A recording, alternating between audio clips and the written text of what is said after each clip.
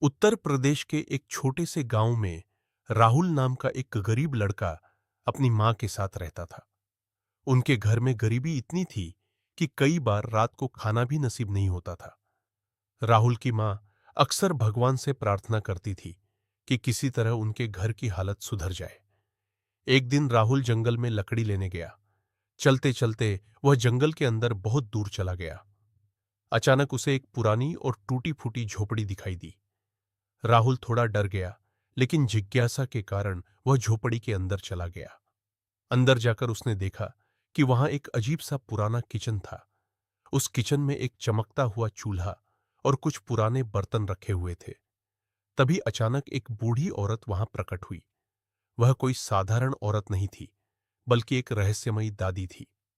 उसने राहुल से कहा, बेटा, तुम डरना मत।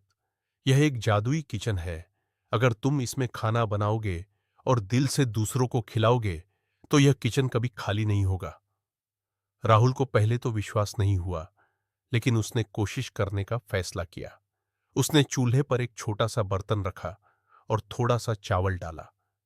जैसे ही उसने पकाना शुरू किया, बर्तन अपने आप भरने लगा। थोड़ी ही देर में इतना सारा खाना बन गया कि पूरा गांव खा सकता था। राहुल खुशी से उछल पड़ा। वह तुरंत खाना लेकर अपने घर गया और अपनी मां को सब कुछ बताया। अगले दिन राहुल अब्बुस्साउ औसुकी और उसकी मां ने उस जादुई किचन से खाना बनाकर पूरे गांव के गरीब लोगों को खिलाया। धीरे धीरे उस जादुई किचन की वजह से गांव में कोई भी भूखा नहीं रहता था।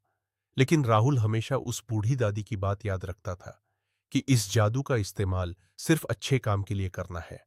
उस दिन के बाद राहुल और उसकी मां की जिंदगी बदल गई। उन्होंने कभी लालच नहीं किया और हमेशा जरूरतमंद लोगों की मदद करते रहे। इसी वजह से वह जादुई किचन हमेशा उनके साथ रहा और पूरे गांव में खुशियां फैलाता रहा।